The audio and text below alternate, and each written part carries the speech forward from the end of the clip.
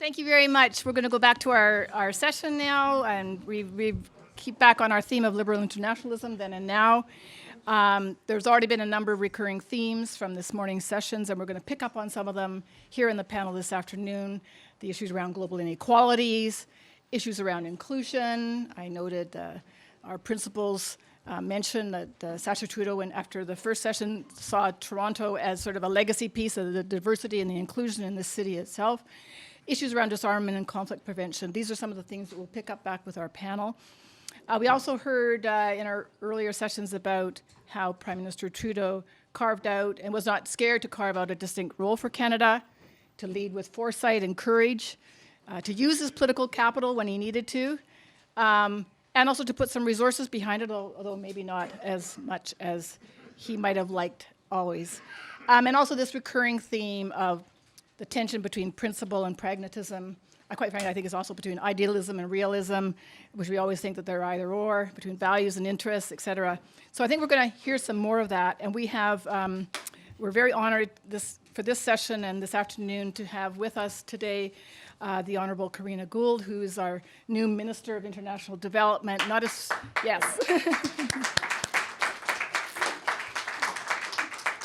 Not a stranger at all to the issues related to global sustainable development.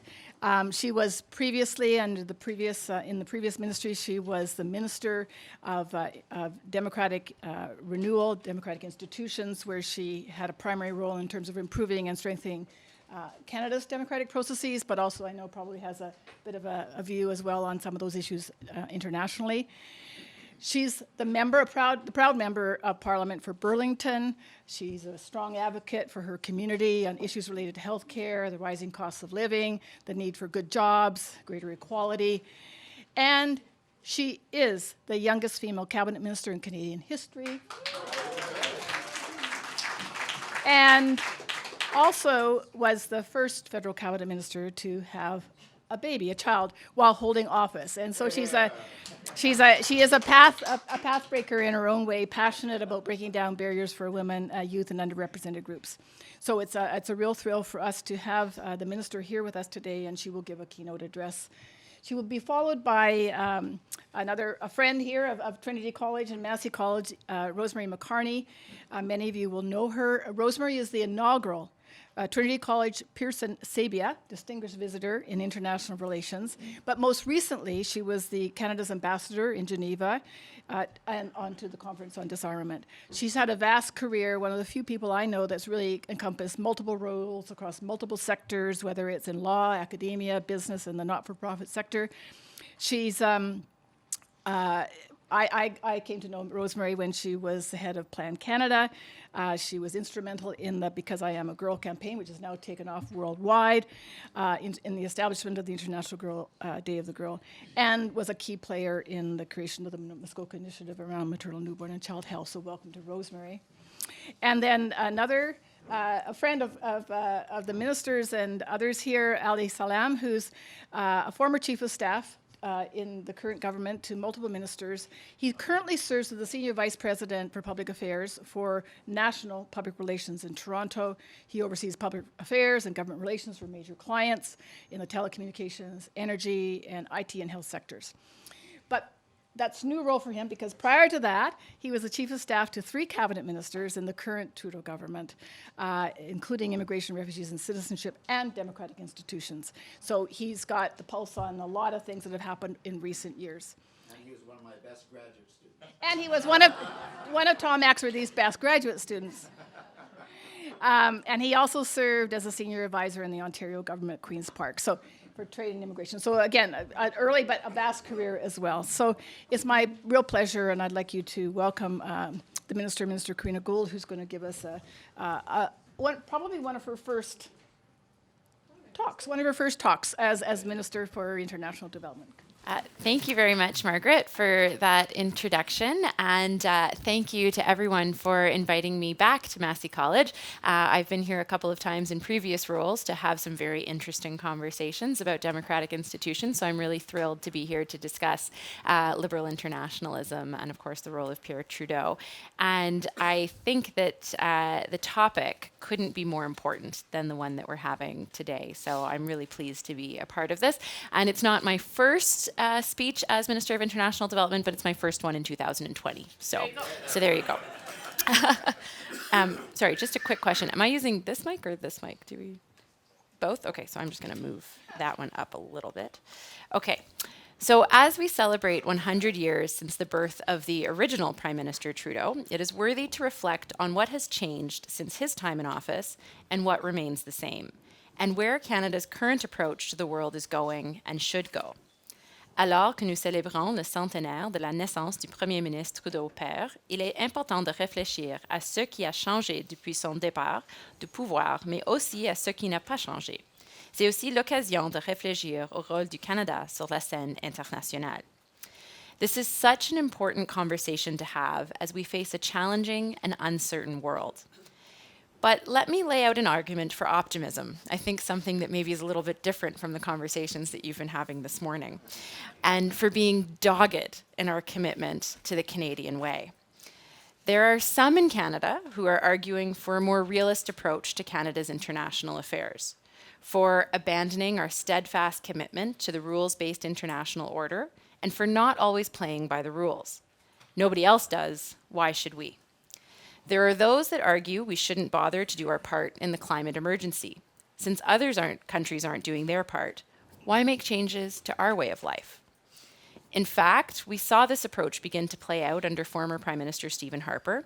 We saw a denigration of the United Nations and multilateralism, picking and choosing which human rights to defend, abandoning international commitments on climate, snubbing our nose at the very institutions we as Canadians of all parties worked so hard to build through the post-war era.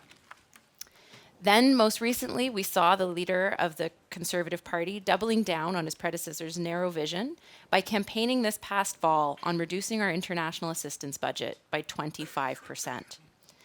Isolationism, populism, and inward focus are not just happening over there. It appears they have taken root in our country as well.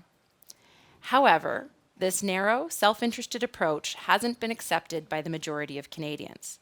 They do not view our nation's role on the world stage as a hindrance, but rather as an opportunity. And as a scholar myself of international relations, I've always identified as a liberal internationalist, and probably seemed at times a little naive to my more realist professors and peers. But as I take on this new role as Minister of International Development, I am reminded of why optimism and a commitment to a better, more connected world is a defining feature of Canada's foreign policy. As Canadians, as a middle power, we understand too well that our own self-interest lies in a more peaceful, stable, equitable world.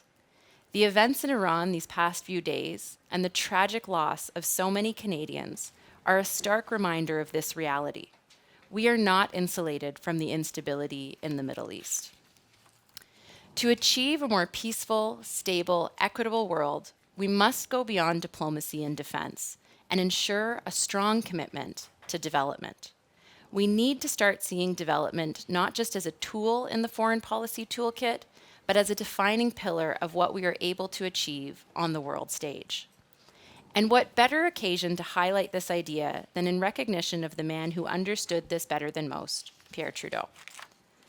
While the idea came about under his predecessor, Prime Minister Pearson, Pierre Elliott laid the table for Canada's emergence onto the world stage as a credible, compassionate, fair, and reliable partner. The creation of CEDA and the International Development Research Council are two legacies of Mr. Trudeau. When I was Parliamentary Secretary for International Development in 2016, I was at a conference in Nairobi. I must have met with over a dozen heads of state and foreign ministers from different African countries. And all of them, without fail, had a fond connection to CEDA, and each shared with me a story of education, health service provision, research, or women's rights advocacy that was enabled because of Canadian development assistance. Because of Canadians' commitment to a better world. These stories continue when we meet the hundreds of former IDRC scholars and grantees around the world who are now leading their countries and international organizations. And that is the image that Canadians hold dear. It is the story we tell ourselves of our commitment to a better, more peaceful world, and it is what we are continuing to try to achieve.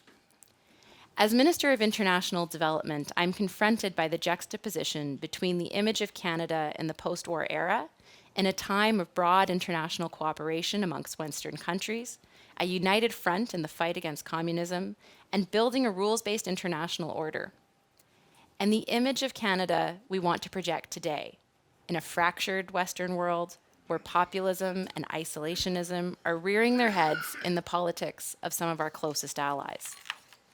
So why then should we enthusiastically embrace liberal internationalism in a time of global turmoil and uncertainty? Wouldn't we be better off retreating into our own quiet corner of the world? For me, it is a resounding no. And in fact, I think we need to double down on our efforts to project our values and work with allies and partners to protect and improve those institutions, systems, and rules that ensure our collective prosperity and security. I just came from a portfolio where one of my primary responsibilities was defending our democracy against malicious foreign actors. The threats, I can tell you, are very real. We are living in a moment where worldviews are confronting each other, and our story will be shaped by how we react. This is true in the way that Jean Chrétien's government responded in the wake of 9/11, or through the leadership and compassion of Prime Minister Ardern following the attacks in Christchurch. Because the rules-based international order is under threat, we as Canadians need to live by and lead with our values. Not just because it is the right thing to do around the world, but because it is the right thing to do for Canadians. I understand that for some, this is an uncomfortable concept, placing our development work and agenda within our own self-interest, but it is crucial for us to see it this way. Because the issues we face here at home will not be solved through diplomacy or defense alone. Development is the key to unlocking these challenges. Whether it is climate change, migration and refugee flows, global health pandemics, food security, etc., the world is a connected and integrated place. We cannot ignore the changes on the horizon, and if we want to shape the response and we want to protect what we have here at home, we must be active players globally, particularly in development. Qu'il s'agisse des changements climatiques, des flux migratoires et de réfugiés, des pandémies ou de l'insécurité alimentaire, il faut reconnaître que le monde est de plus en plus interconnecté. Et si nous voulons contribuer aux solutions tout en protégeant notre qualité de vie et notre sécurité, alors nous devons être des acteurs engagés à l'échelle mondiale, en particulier dans le développement. This means building on the long-standing Canadian traditions of standing up for human rights, for justice, and for democracy, for working on the hardest issues that many choose to avoid in the toughest places and being Canadian about it, so that we can reach those most in need. This is why I am so proud to be able to implement Canada's Feminist International Assistance Policy, launched by my predecessor, Marie-Claude Bibeau, in June 2017. We are transforming the way that we do development. In fact, Mark Lowcock, the head of the United Nations Office for the Coordination of Humanitarian Affairs, stated, in response to our gender-focused humanitarian assistance, Canada has set a standard that many others around the world should seek to emulate. Canada's Feminist International Assistance Policy is, I believe, the single most important innovation in Canadian international cooperation since the creation of CEDA and IDRC. It forces us to tackle the root cause of poverty and instability, inequality. And it grounds our development programming in the fundamental belief that all people, regardless of gender or sexuality, race, religion, or creed, have the same inalienable human rights, and that we cannot achieve the Sustainable Development Goals if we leave half the world's population behind. Even more importantly, we cannot aspire to gender equality if we ignore sexual reproductive health and rights. A woman's right to choose and her ability to access family planning and safe abortion services is fundamental to achieving a more equitable, more peaceful, and more prosperous world. Let me tell you a short story. In August 2017, when I was the parliamentary secretary, I took a trip to Ethiopia. I was in a small village outside of Mekelle, and we stopped at the local health clinic. There were a half dozen women there to greet us. We talked about the vaccination program and nutrition for children and how these have made significant health improvements in their community. And then the talk moved to birth control. And one woman talked about autonomy over her body and her reproductive life, and how it transformed the power dynamics in her marriage, how she became the community health practitioner and contributed to her family income, how her husband now has to respect her because she earns a good income, and finally, how her daughter, who is 15, can see her as a role model and see that women can be self-sufficient, and how her daughter is now in high school with the ambition of becoming a nurse. Sexual and reproductive health and rights are not only essential in their own right, they also serve as a catalyst, helping us achieve all of our other development goals, whether it be food security, economic development, improved health outcomes, and better education. You can support women's economic empowerment, but all the programming in the world will not make a difference if women aren't actually participating in the economy because they can't access childcare or don't have control over their reproductive options. And yes, that includes access to safe and legal abortion. Under the first Prime Minister Trudeau, CETA was known around the world for its commitment to women's rights. In 1976, they launched the first policy guidelines in women in development, and in 1999, CETA launched the Gender Equality Policy. Since 2007, we have reignited Canada's full commitment to women's rights globally. This is particularly exciting in 2020, because this year marks the 25th anniversary of the Beijing Conference on Gender Equality and the 20th anniversary of UNSC Resolution 1325 on women, peace, and security. Sadly, we are seeing major setbacks in women's rights and human rights across the globe. We are witnessing an increase of attacks on human rights defenders, women and LGBTQ activists, journalists, and pro-democracy movements. But despite all of this, I have no intention of slowing down our commitment to human rights and women's rights. Because as someone famously said in Beijing, women's rights are human rights. As you all know, the world has changed a lot in the last 25 years, let alone the last 50. The way we do development has also changed. Canada needs to catch up and once again be an innovative, cutting-edge leader doing development the right way. But the first step in crafting the policy was coming to terms with reality. Less than 3% of Canada's international assistance specifically targeted gender equality. Close to 30% of our programming was completely gender blind. And we spent what could be graciously described as token amounts supporting women's rights organizations in the Global South. This is what we sought to change, and the policy gives us the framework to do just that. Another exciting innovation is the Equality Fund.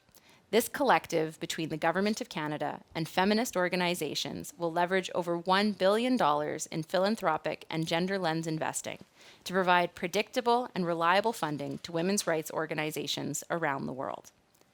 Until now, less than 1% of global ODA actually reaches women's rights organizations. Canada is changing this by helping to build the civic space that allows new, empowering structures to be constructed. Unfortunately, there is a sad reality that there are increasingly frequent attempts to roll back the progress that has been made in relation to women's rights and gender equality. Therefore, it is incumbent upon all of us to help protect the progress we have made and to do what we can to contribute to the empowerment and advancement of voices that have been traditionally marginalized. To do this, I need your help. It's all well and good for us to sit here and discuss the merits and virtues of liberal internationalism, or not, and why Canada absolutely must remain committed to our international institutions, our rules-based order, and doing our part to respond to global crises, man-made or otherwise. But we have to convince Canadians that this is also the right thing to do. With populism, isolationism, and individualism knocking at our door, it cannot be left to government alone. Take, for example, the critical role that civil society played in bringing governments forward to ban landmines. This is why we believe so strongly in supporting and working with civil society organizations. I think of the pivotal leadership role that Canada played in bringing together the Global Compact on Migration, an achievement we should be incredibly proud of. Canada is a world leader in migration and refugee policy. The creation of the World Refugee Council, which the Honourable Lloyd Axworthy heads, and changing the narrative on migrants and refugees around the world. And yet, we have Canadian politicians who peddle conspiracy theories that sow division and fear at home by using an international boogeyman for their own crass domestic political gain. We must win the battle for the hearts and minds of Canadians, and we must stay true to our Canadian values. That doesn't mean we do everything the way we did it before. That might not make sense in a changing world. But it does mean that we continue to look for those difficult issues that will make a real and tangible difference in the lives of everyday people. And there are two particular things that we did in the last mandate that stood out to me as exceptionally bold, courageous, and incredibly Canadian.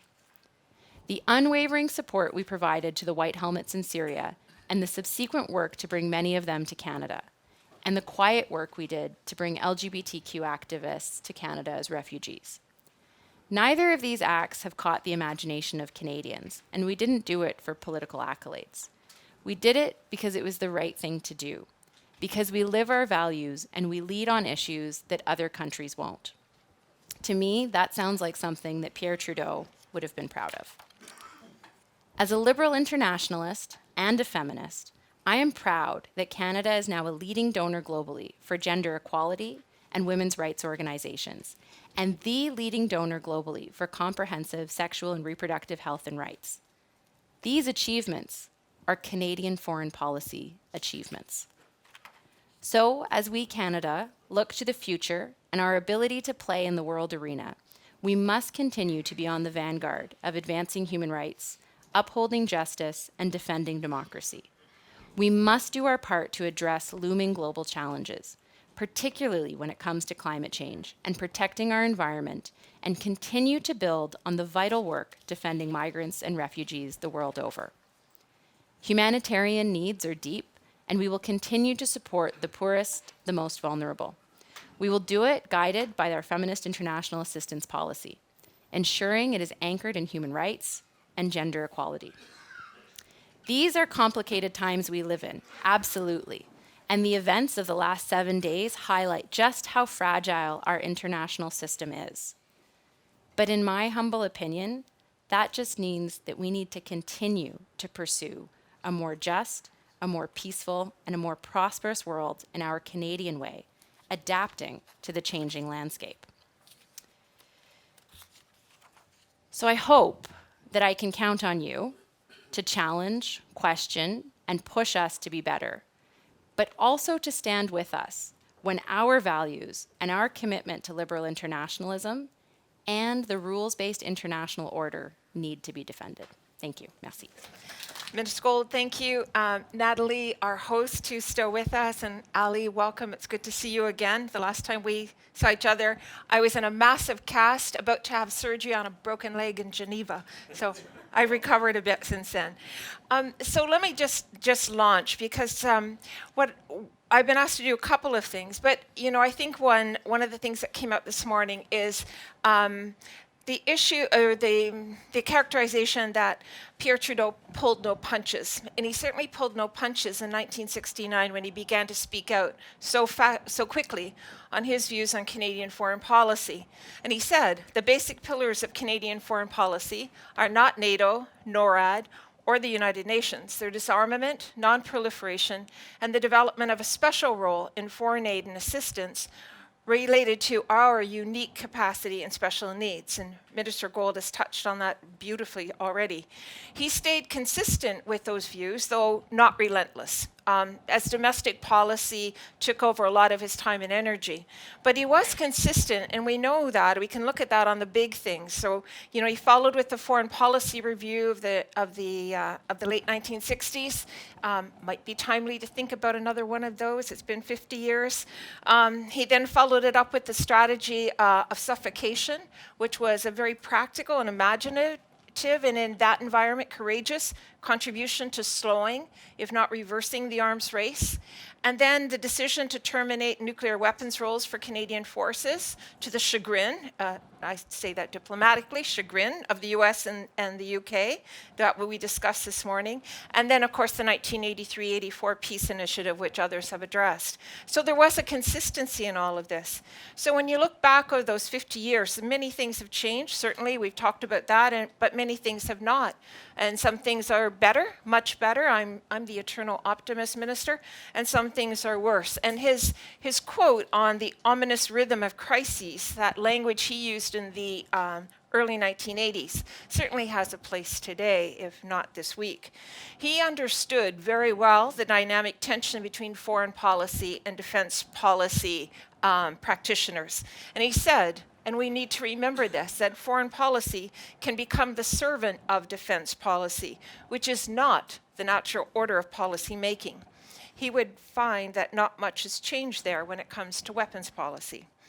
He understood the tension between an activist prime minister and a bureaucracy and took steps to work around that bureaucracy while still paying credence to it, but he found them slow and perhaps too small c conservative, and at least somewhat of a bias towards status quo. And I think there was an expression of go with the flow this morning. He wouldn't find much changed in that either. And he was frustrated and expressed it consistently by the recurring theme of one should not do anything significant that the Americans might not like. So perhaps not much has changed at all. I hope it has.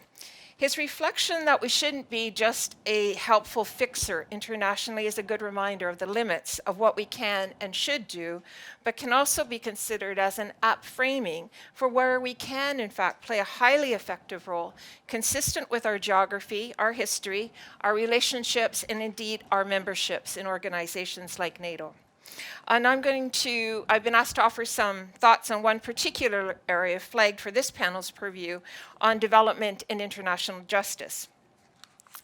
Our historic consistency on foreign policy on justice and accountability, I believe, provides us a unique opportunity, in Pierre Trudeau's words, a unique capacity and the special needs for us to continue to step up on an even more focused approach on some of the grand challenges facing the world, arising from the flagrant abuses and disregard for international humanitarian law, international human rights law, and the associated Geneva Conventions, all key elements of a rules-based international system that has more or less endured since the 1940s, in which Canada and Canadians played large roles in shaping both its institutions and its instruments. So how do we, given the challenges and the rapidity and the momentum of abuses of this rules-based order, how do we preserve a culture of justice and accountability, even in countries who seem to be taking a sabbatical from their decades-old commitments and obligations? And how do we build cultures of justice and accountability in countries without a rule of law tradition, or where it hasn't matured beyond very strong and powerful traditional and customary norms and practices at community levels, and we certainly see that across the continent of Africa, to a national level of state accountability? And how do we evolve and develop a spectrum of instruments of accountability in practice and operationalize so that IHL and human rights violations satisfy the demands of citizens on the ground and states for both justice and accountability? These questions are very pressing in the situation of today's conflicts and violence, because unanswered violence, that's unlawful violence by state and non-state actors, both domestic and foreign, is the major reason people leave their homes. It creates health crises that can become regional and global in the case of infectious diseases, is a major cause of food insecurity, destroys healthcare systems, undermines the social fabric of communities all across the planet, and increasingly of cities where most of us now live. And it's the number one reason, to be, again, practical, businesses decide not to invest in a community. So we've got a pathological spiral of poverty and deprivation and impunity that results inevitably in cycles of peace or near peace, and then descends back into conflicts. And it goes without saying, no development.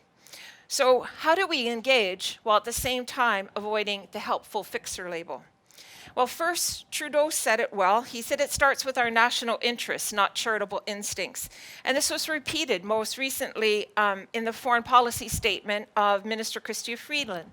She said, beginning with Bretton Woods in 1944, our collective commitment to territorial integrity, human rights, democracy, respect for the rule of law, and free and fair trade has served the interests of all Canadians and upholds our broadly held national values, preserves and nurtures Canadian prosperity and security, and contributes to our collective goal of better, safer, more just, more prosperous, and sustainable world.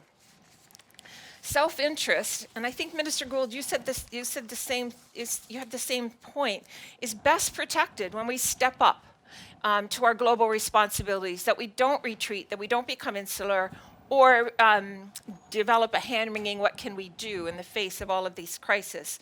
And we have unique credibility and competency for some of these things. The global commons, in my view, is not just about the climate or the oceans, etc., where we usually think about the global commons. For me, and it's probably in my law background, it's a myriad of rules and conventions and treaties that we all agreed to be bound to in the pursuit of peaceful relations among states. That's the global commons, and that's the global commons we need to pay attention to and protect. So when healthcare workers are targets, when women and girls become instruments of war, when crimes against humanity and war crimes are committed with impunity somewhere else, well, these two are threats to Canada and Canadians. The war in Syria, I'll use as an example. It's a perfect case. It's also perfect because it's not just about Syria, it's about our allies were there, our adversaries were there. It is and continues to be a playing field for a lot of militaries. But it gives us a perfect picture of countless instances of violations of human rights in IHL, evidence of war crimes and crimes against humanity. The atrocities committed in conflicts like Syria, but not limited to Syria, have put a fresh lens on the rules of war. An armed conflict, like in Syria, is now being documented on a timely basis every day by individuals armed with a cell phone like we've never seen before. So we can't turn a blind eye. We can't say we didn't know. I love the fact that the awareness of the rules of war and the limitations to the conduct of aggression are in fact trending in social media this week in light of the assassination of a military leader of a sovereign country by the United States. I am all for increased global literacy around the Geneva Conventions and the various laws of armed conflict and military doctrine, and the critical and thoughtful questions this newfound literacy is provoking. Someone with advanced degrees from this university asked me this week, quite in a lovely way, if cultural properties were indeed protected from bombings by law. I love that these questions are being asked and answered, not just by me, but by citizens who are citizen activists who, because of the outrages, because of the spotlights that are being put on things, because of Syria and others, they are now forever equipped with this new knowledge and literate in these issues and the rules and obligations of the world community, and hopefully will now be forever vigilant and outspoken about rights and responsibilities, because that's the essence of a liberal internationalist. The Syrian example is an important one because for too long it was viewed as over there by too many of us. It was only when the refugee flow started demonstrating the borderless nature of conflict, first regionally and then internationally, did we step up. 12 million people forcibly displaced, 6 million IDPs still displaced, and 6 million plus refugees. Whatever the outcome of this war, and that outcome is clearer and clearer by the day, at its end, Syria will not end with it. It will continue to exist as a sovereign state and a member of the United Nations, but it will also continue to exist as a society and a people. And we've barely begun to figure out what that means.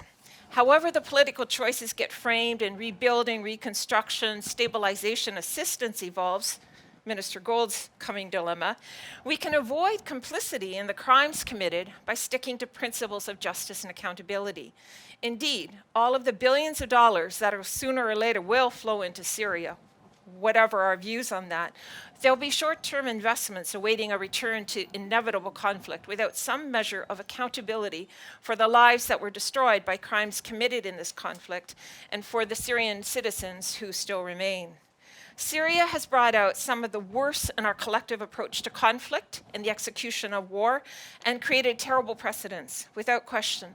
But it's also given us a test ground for innovation in the international accountability infrastructure, the international justice infrastructure. What do I mean by this? Well, in the 8 years since the start of the Syrian conflict, there have been countless violations, without question. But in every regard, starvation tactics, pervasive torture, etc. Every red line has been crossed. And then whenever we thought it couldn't get worse in Geneva, it did. It's over 20 years since the Rome Treaty was adopted, establishing the International Criminal Court. We still press for its universalization, and its critics still press to undermine it. The accountability demanded by the ICC puts some fear into war criminals, for sure. But process and politics makes it a very long wait for justice. How do we know the ICC matters? Well, Russia, and on occasion China, has vetoed 7 UN Security Council accountability-related resolutions since the beginning of the Syrian conflict.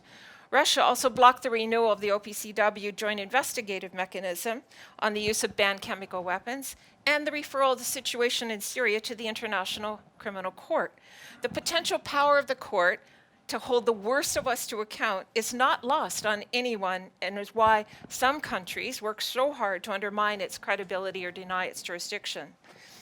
Syria has also become the poster child for attacks on healthcare workers and healthcare institutions, targeted with devastating consequences. I saw James Orbinski at lunch, but I'm not sure he's still around. Notwithstanding wide acknowledgement, countless documentation, and UN Security Council Resolution 2286, there is yet to be any independent accountability proceedings holding anyone accountable, not just in Syria, but in Yemen and Afghanistan and other places. There are many who need to be held accountable. But let me just move quickly to some of the positive things. One of the things that has come out of the carnage in Syria is an innovative, kind of groundbreaking resolution of the UN General Assembly in 2016, establishing the IIIM in Syria. Some of you may be familiar with it, but it was a new model of accountability and investigation. And I have high hopes for that, for the IIIM, because it's designed to do investigations that will result in the preservation of probative evidence for prosecutions. So it may take us 20 years to get to the ICC on crimes committed and violations against humanity, but we will have the evidence in a way and in a manner that we will get them in the end. And I think that's fundamentally important. The IIIM is just about Syria, but already in about 18 months after it's set up, it had 5 terabytes of evidence and over 1 million files. And the rigor in which that evidence is being collected and documented and stored and preserved is already being tapped into by national prosecutors across Europe and in Germany. And so what it does is it enables us not to have to wait for the ICC without undermining the ICC, but also to make national prosecutions, universal jurisdiction, actually stick, which for victims is fundamentally important. There's another one that has just been established with the Rohingya, on the Rohingya issues in Myanmar as well. So this is a model that came out of Syria, but I think has great credence. Let me finish by mentioning 2 things. I think that the future of international criminal accountability is changing. And it doesn't mean we abandon the ICC at all. In fact, we need to continue to reinvigorate it. But the issues of accountability are now taking on other types of life. In fact, Syria has breathed fresh air into the concepts of universal jurisdiction. And I think there's a role for Canada in this and in changing. Right now, in 15 countries, there are 149 cases of crimes against humanity, IHL, being investigated at a national jurisdiction level. Closer to the victims, closer to the states who are inculcated, closer to the states who are willing to take responsibility.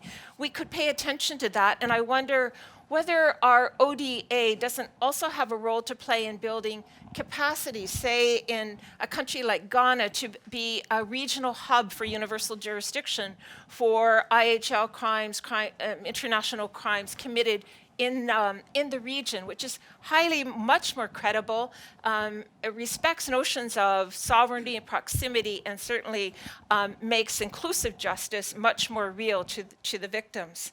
I think the other thing we need to do is that there's a spectrum of accountability that we can continue to build on. New institutions, for example, new possibilities. And, you know, in the spectrum, we need to choose deftly, but not always the easiest or fastest choice among referrals to the ICC, criminal proceedings, sanctions, the freezing and seizing and redistribution of assets, like the recommendation of the World Refugee Council that was mentioned earlier this morning, which is an interesting one and being paid real attention to internationally as one of those Canadian innovations.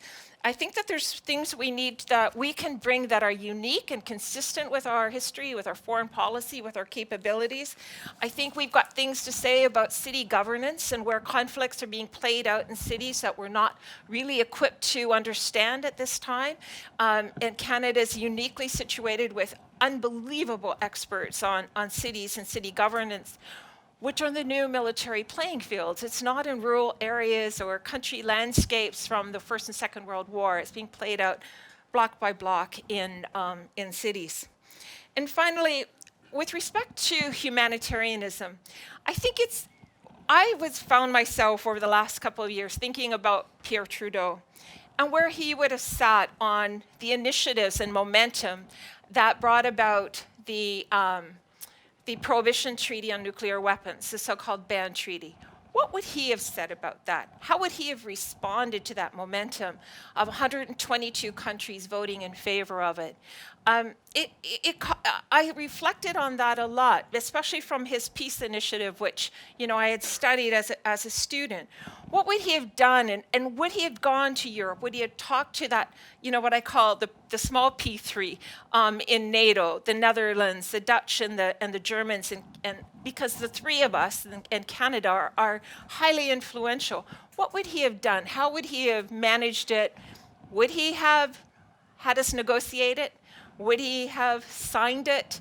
I don't know the answers to that. But what I do feel is that we need to recapture the humanitarian consequences of weapons in general and understand what that means from a development perspective and put those things back onto the agenda. I think the other one that I often think about in terms of his peace initiative is what would he do? What would he have done? What would he do on NATO's pullback from first use policy of nuclear weapons? Was there room for him to do something in a context of today's world? I think those are some of the things we need to reflect on as we reflect on our foreign policy and the foreign policy of not just this year, but over the next 10 years. And I think that, coming back to Trudeau, and coming back to Minister Freeland, our immediate past foreign minister, she asked the critical question, is Canada an essential country at this time? And it's a great question, but it's the easiest answer is an unequivocal yes. But that requires us to use our influence, to be consistent in the application of our values and principles, calling out our friends and allies, not just our adversaries, when they violate established and limiting rules of conflict, because without consistency, our influence and our credibility is greatly diminished. So back to Pierre Trudeau, because he said Canada is not a country for the cold of heart or the cold of feet. So anything that we do that's important or significant in our foreign policy will win us some new friends, for sure. It'll cause consternation among some old friends, but gain us maybe some begrudging respect by the people who count. And it will set the tone for this new generation of Canadians about what principled and practical leadership looks like, because the status quo is not nearly good enough. And so using our borders, as Pierre Trudeau attempted to do, comes with a cost. There's no question about that. But asserting our values pragmatically and consistently, like the MasterCard ad says, priceless. There's no room for cold feet in effective and pragmatic foreign policy. But I'm an optimist. Minister, I am the consummate optimist, because remember what we're trying to assert. Canadian interests and values we're trying to advance. Universal education, universal health care, human rights, some democratic institutions, climate justice, open trading, gender equality, and the rule of law.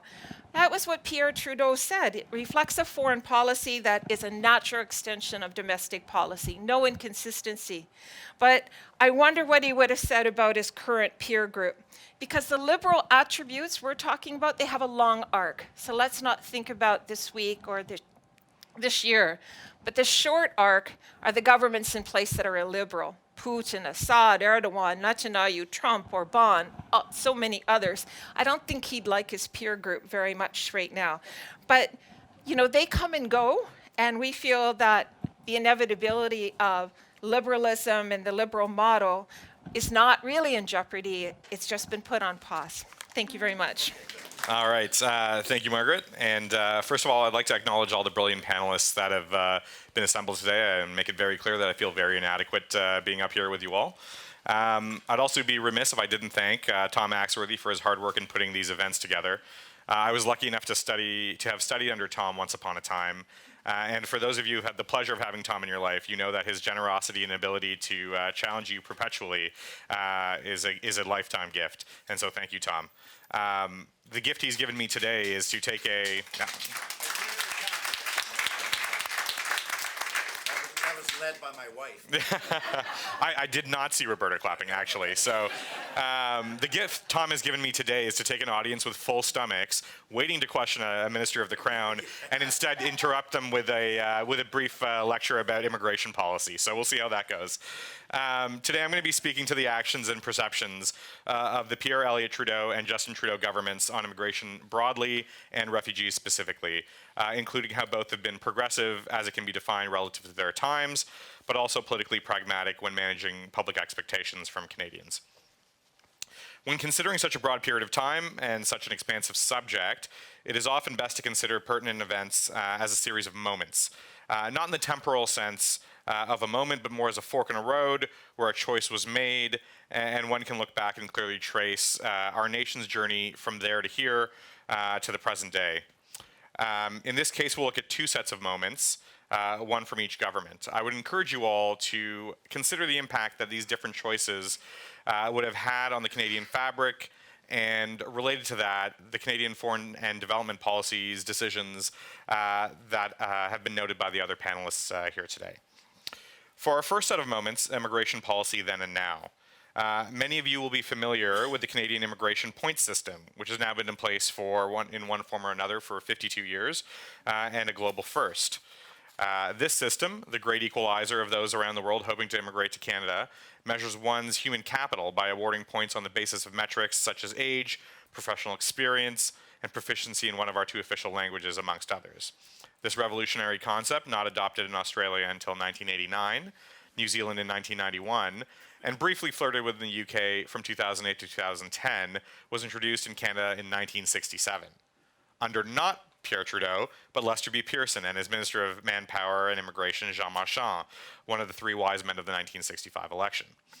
So why raise this Pearsonian invention then? The establishment of the point system was only half of the equation. What came next changed our country's trajectory forever, and in my view for the better, perhaps because I'd probably not be standing here if it was otherwise. The point system's greatest merit remains the same today as it was then. It is entirely agnostic to the country of origin of a potential immigrant. While the system is forever evolving, adding or limiting points based on the types of job offers, family size, relatives already in Canada, and a host of other factors, it is incapable of prioritizing one nationality or race over another. Our first moment has arrived. Combined with the multicultural policies of Prime Minister Pierre Trudeau, commencing in 1971, the point system led to a seismic shift across the newly leveled immigration spectrum. While the mid-1960s saw immigrants from Europe comprising between 85 and 90% of those arriving in Canada, by the time Trudeau took his famous walk in the snow in 1984, that number had flipped, with 70% of prospective new Canadians coming from outside of Europe, predominantly Asia. While Pearson had unlocked the door, Trudeau pushed it open to the diversity of the world that we now call one of our greatest strengths in Canada today. Critics then and now claim that these policies were merely self-serving political maneuvers that helped Trudeau remain in power through the 1970s. But I have to say that I've always found this to be a fundamentally lazy claim. Any such motivations to garner support would be no different in its motivation from a tax cut or a policy change that some may find favorable, with those latter examples being far less time-consuming and more efficient way to score political points. Combine this with introducing Canada's Immigration Act in 1976, which amongst other key actions defined refugees and our obligations to them under international agreements for the first time, and you have a pretty activist government when it comes to immigration policy.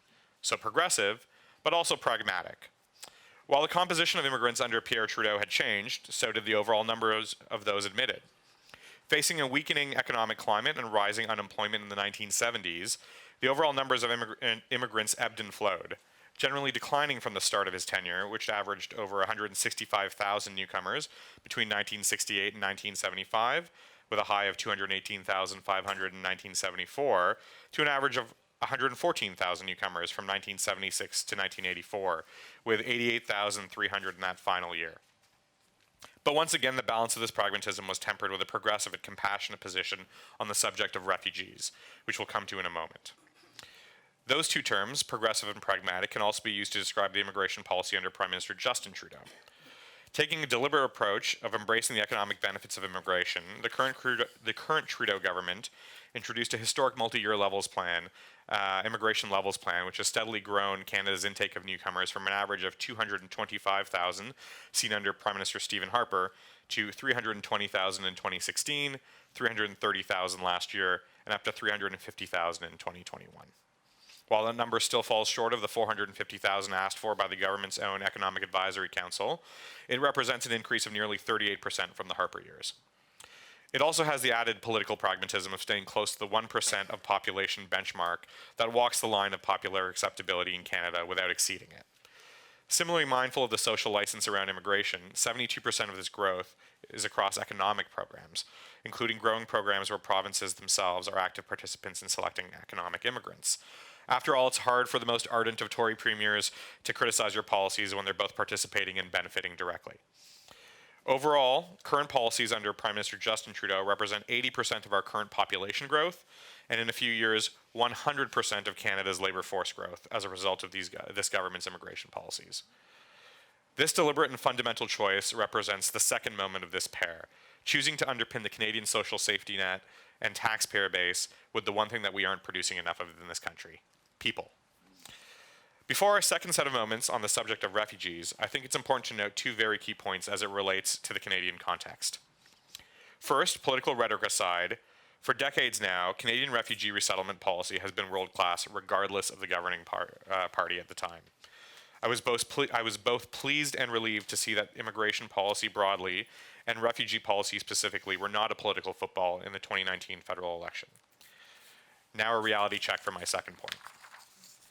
While Canada has long been and continues to be a world leader in resettling refugees, which specifically means taking those who are in UNHCR refugee camps and bringing them to Canada, we in countries like us should always acknowledge those states that manage an exponential burden due to their geography in hosting refugees that cross their borders directly.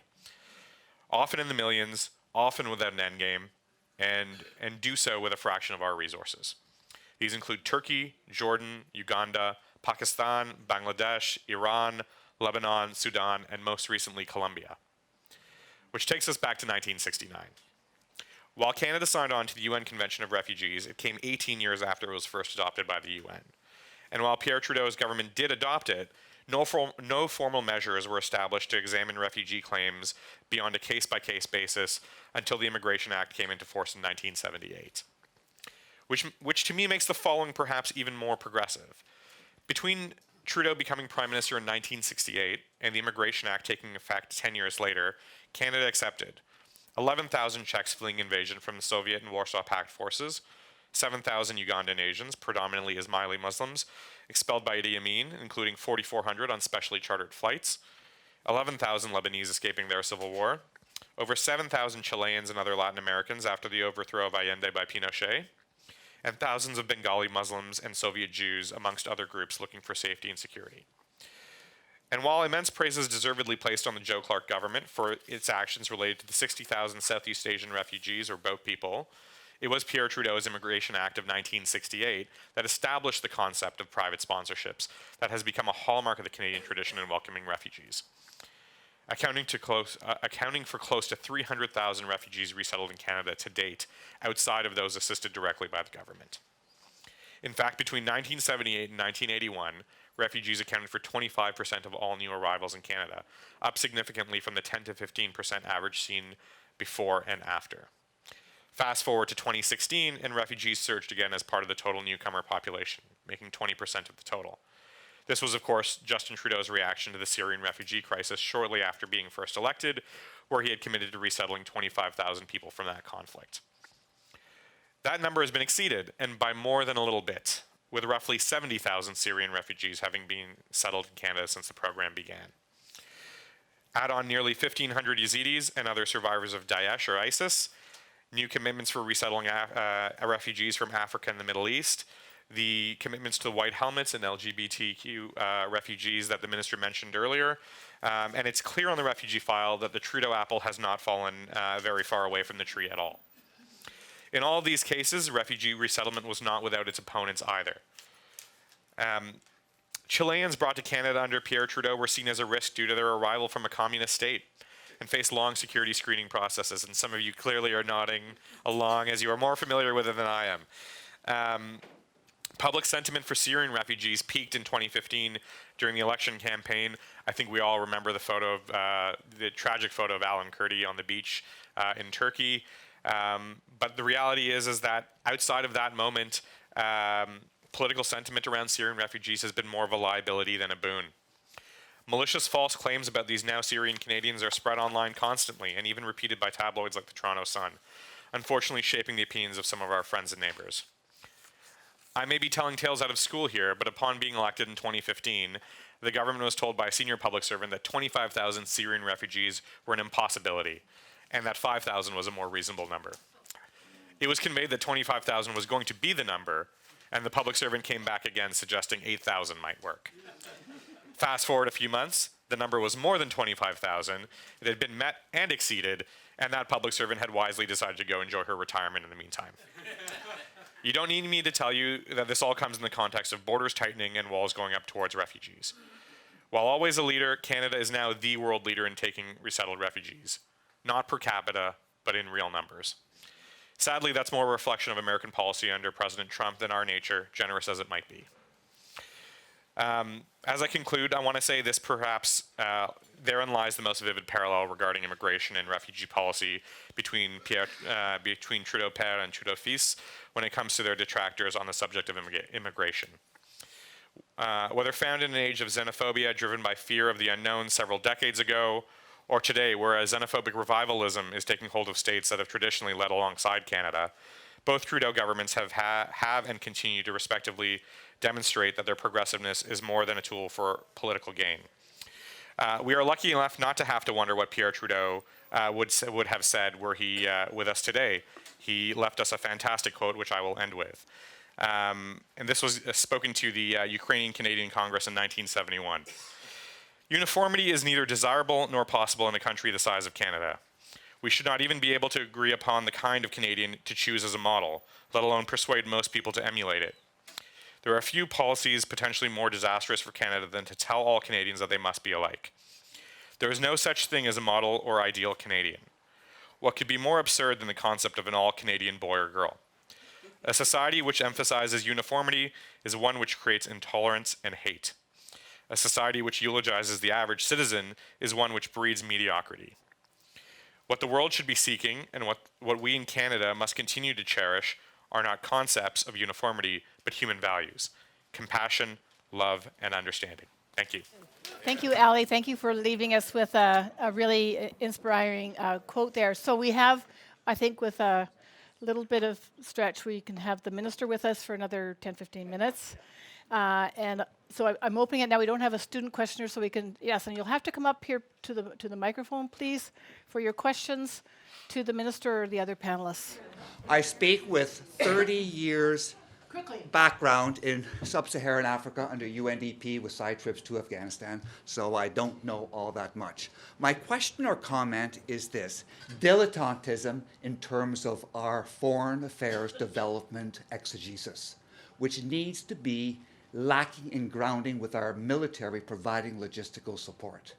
Because I remember this very famous quote by an individual in terms of truth to power when Speak he to the mic and ask a question, please. when he said, "Where is Biafra?" My question or comment to you is, where is the congruence that is going to be apolitical, not liberal, not conservative, but as Pierre Trudeau atavistically understood, Canadian, in terms of transnational, transactional? And just as a side note, No, there we is don't a have time. document Sorry. Thank you from very much. DR Congo. Okay, thanks very much. I'm going to take a couple questions, if I may. Yes, please, come on. So this morning, That's it. Okay, good. Canada was uniformly criticized for lowering the percentage of its GDP which it devotes to international development. So, Minister, what are you going to do about it? A question for Minister Gold. Does your ministry, your office, have a strategy for engaging immigrant communities and nonprofits beyond the large institutions and companies? To what is your specific relationship to NGOs, particularly who have been in the field for 40 years, who used to be included under Trudeau, first Trudeau, in United Nations delegations and so on? Is it an ad hoc thing, or is it a specific policy to mine and make use of all that expertise? Well, I think I'll try to get as many as I can in there. I'll try to work my way backwards. With regards to NGOs, I mean, over the past 4 years, we have, and I remember this as when I was parliamentary secretary, we've really reached out to a lot of NGOs that perhaps were not included on delegations for a period of time, and made a real concerted effort to include them. That being said, if there's one you know of in particular that you don't feel the Government of Canada has engaged with, just let me know, and we'll endeavour to follow up on that. One of the things that I did when I was parliamentary secretary is, my goodness, I was probably having like 10 or 12 meetings a day with different development partners, both existing, current, previous, former, wanting to be, and that's something that I hope that my current parliamentary secretary Kamal Kara will pursue, because that for me is really, really important to make sure that we are utilizing the knowledge and experience of the many Canadians who have incredible development experience. So absolutely, that's a very important thing for me. The third one was with regards to a strategy for, I'm working my way, you were number 2. The third one was with regards to not big companies. Well, within international development, I mean, we mostly work with NGOs and not-for-profits. There's maybe a few private sector organizations with whom we have partnerships, but I would really say that the vast majority are NGOs and international development agencies and organizations. That being said, there are some private sector actors that are very interested in supporting the work that we do, and of course we're engaging with them. But we really did change the viewpoint of the private sector should be the one taking on international development. We still want to work with them, but understanding that obviously governments and the civil society has a very important role to play, and I maintain that belief. With regards to increasing international development assistance, please write to the Minister of Finance. And so anyone who is interested, I really do encourage you to write to the Minister of Finance and the Prime Minister, because your support is crucial to that being a reality, and please encourage anyone you know to do so as well. With regards to the congruence of policy between defense and development, I have to say that I'm so happy and thankful that Harjit Sajjan is the Minister of National Defense, because he places such important value in development and having a coherent policy. And I think that, that's something that we tried to do absolutely in the Malian context, and we'll continue to work with that. I've only been in this role for about 2 months, but they've been a strange timing within the year cycle, but I know that Harj and I worked really well together when it came to protecting our democracy from foreign threats, and so I have no doubt that we're going to work equally well when it comes to global security and stability and peace building as well. So I'm very excited about that. I think I covered those. Oh, you did. Yeah. You have a couple more. Is it Yeah, okay if sure. I take a couple more questions? Okay, Minister Yeah. and Ambassador, thank you for being with us today. I was wondering on the question of liberalism versus realism, liberal internationalism versus realism, is there not a tension within liberal internationalism between the rules-based cooperation element and the desire to promote our values? Because that can sometimes seem like a contradictory thing. Do we not end up with a foreign policy as a result that can be at times confused, it could seem, in our ability simultaneously to pursue interests and values?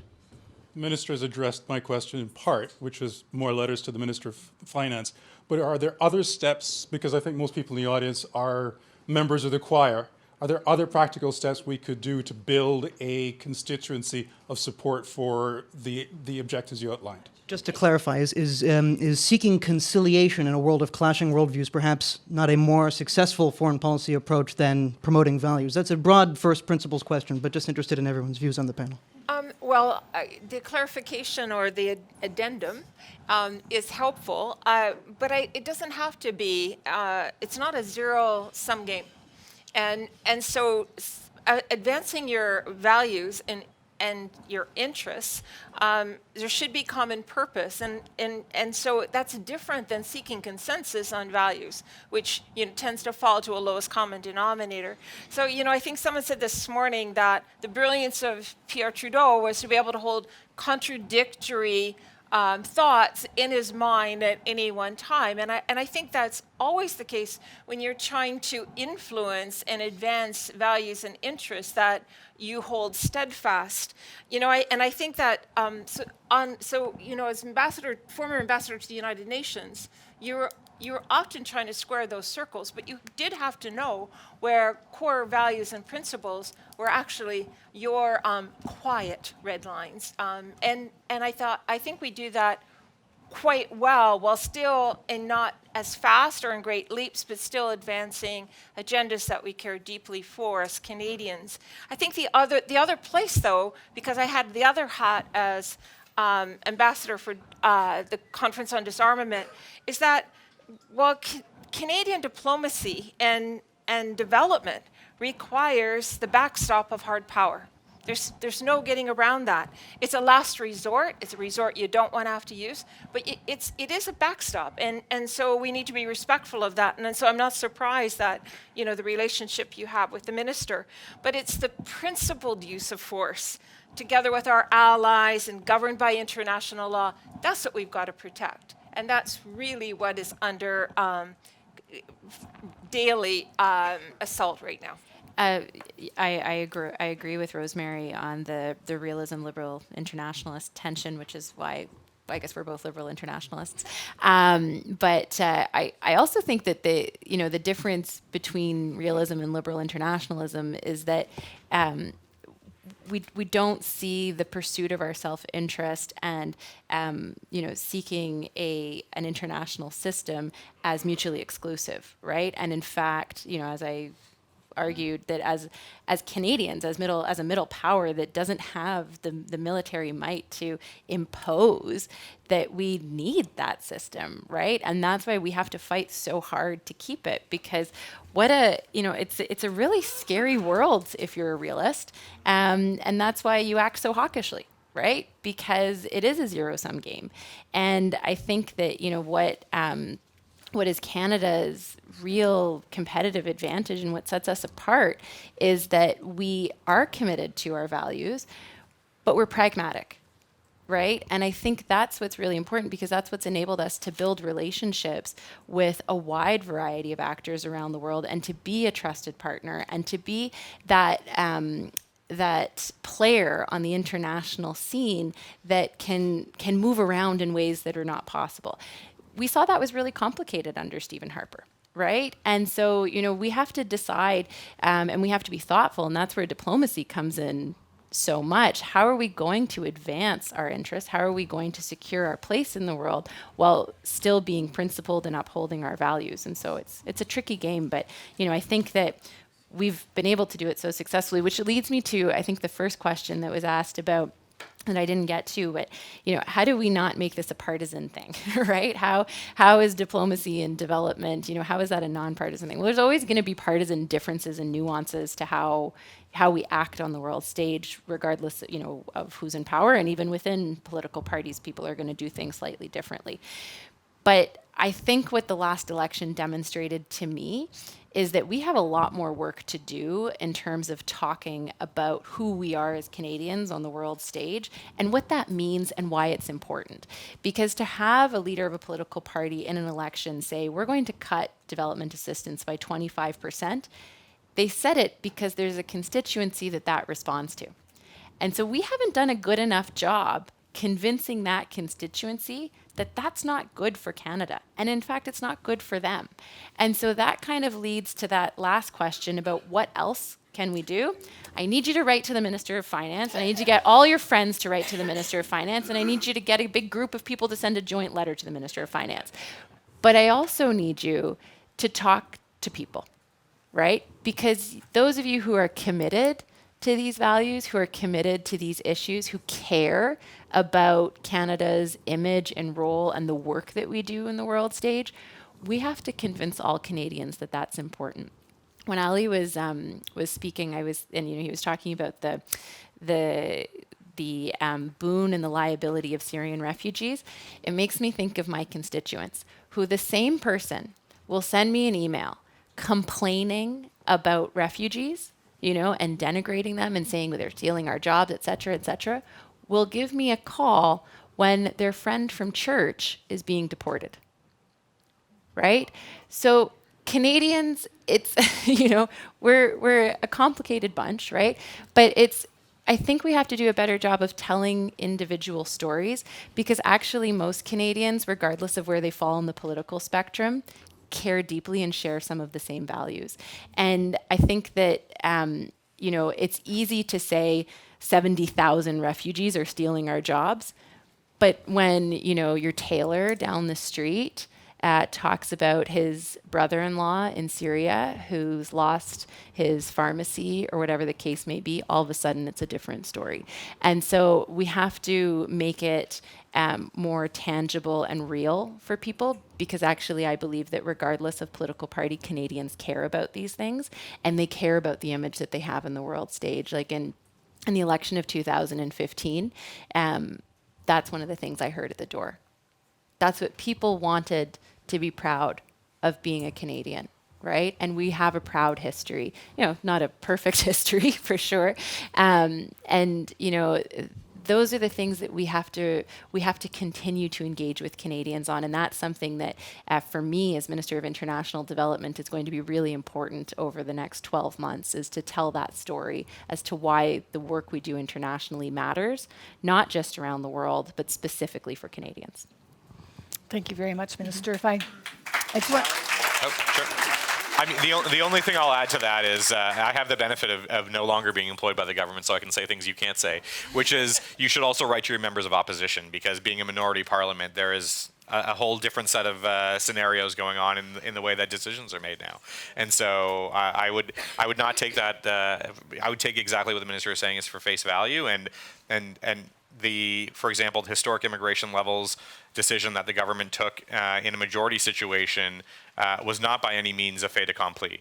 It was debated. It went around several times, and it was a tough decision. It was an expensive decision. But these things matter, and public support does matter for those types of things. And that was something where there was quite a great deal of public support amongst businesses, amongst provinces, amongst people at large. And so, in the same vein, I think you would be wise collectively. We would all be wise to heed the minister on that request. Thank you. Well, thanks for wrapping up with a call to arms here, I guess, for everybody in the room. So join me, please, in thanking Ali, Rosemary, and Minister Gould for coming and spending their time with us.